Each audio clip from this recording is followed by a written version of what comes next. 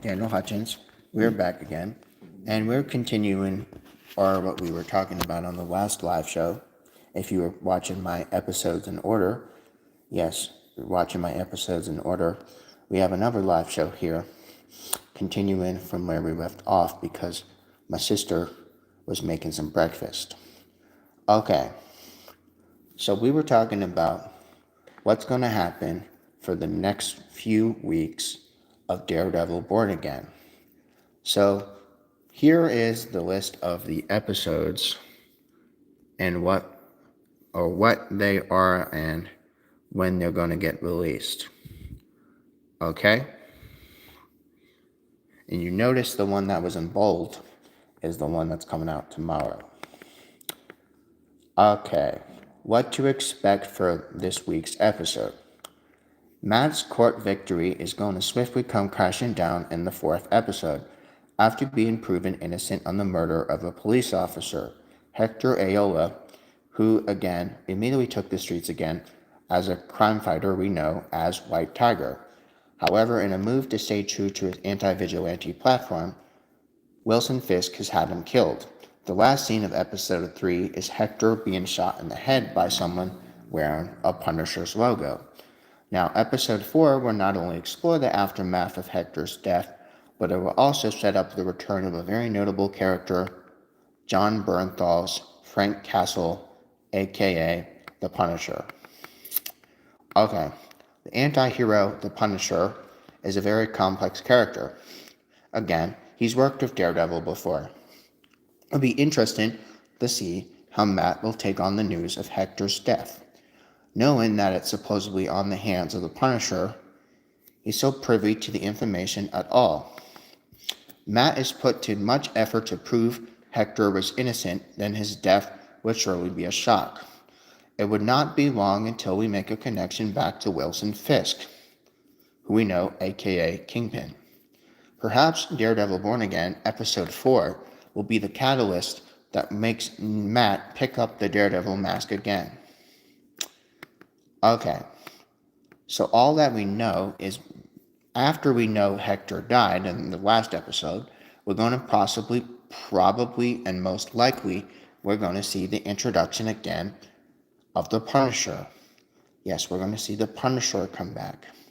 So there are some high hopes riding on it right now. We're going to have Punisher come back on the next episode of Daredevil Born Again. Okay. Alright, so, talking more about Daredevil, I guess. Alright, let's talk more about Daredevil, since you guys really want to know more about Daredevil. Okay, so there's a guy who has rewatched all 34 hours of the original Daredevil show. Makes Daredevil Born Again, the opening death, so much worse. Now, after watching all 34 hours of the original Daredevil, watching the Born Again's opening death is much worse. Warning, there were big spoilers for the episodes for season 1, episode 1, and episode 2. Now, having that you rewatched all of Daredevil's original 34 hours and 48-minute longs of one time, we can confirm that revisiting the original Marvel series makes the first death of Daredevil Born Again so much worse. Alright, you want to know why? Well, we can tell you why. While the Defenders timeline is one of the most popular TV areas of the on-screen superhero world, it's arguably best for those who watch a fair amount of TV. The Defenders, again, has multiple seasons. Same thing goes with Luke Cage, Jessica Jones, Iron Fist, and The Punisher. Now, we all know that. But again, with that all being said, the reason says that Daredevil has remained in a critical lauded that they still are, and it makes them well worth hunkering down to watch, or rewatch, or revisit several years later. Now, especially since Daredevil Born Again, tied in with Netflix, shows more than ever in the MCU's timeline, this is what kind of motivates me to rewatch all Daredevil before the show's debut. So this guy decided he'd watch all the Daredevil before the new show debuted. And while we must say it's paid off to do that too, It also definitely aware of catching up with Daredevil's story again, making Daredevil Born Again Episode 1 and 2 more painful to watch than initially has been.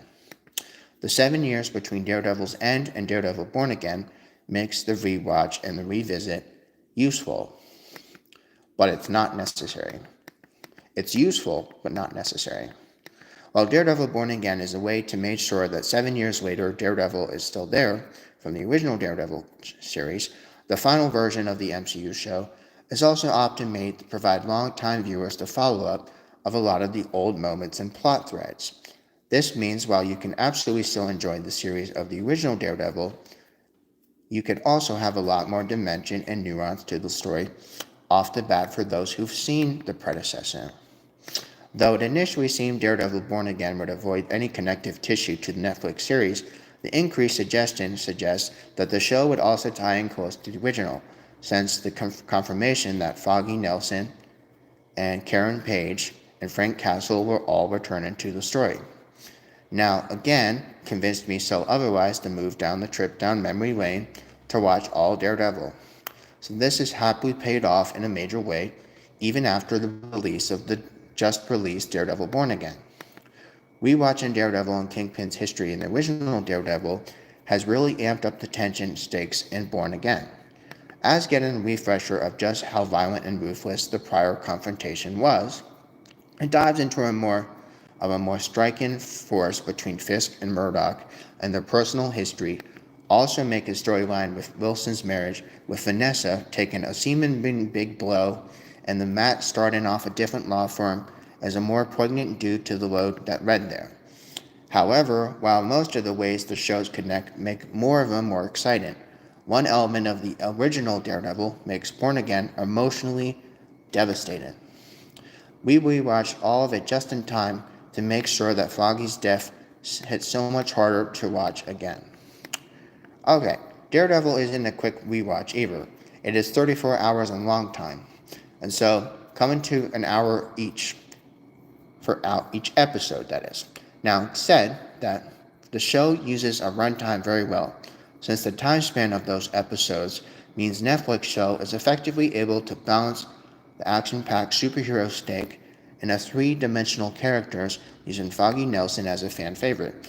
And indeed, we know the personal favorites, which also solidified more over the course of the 30 hours of Daredevil. While Matt initially struggles to hide his secret identity from Foggy, he then struggles to justify and refine himself when Nelson finds out. The strength of the duo's long-lasting friendship is evident from the get-go, and Henson and Cog also sell a very authentic bond between the characters.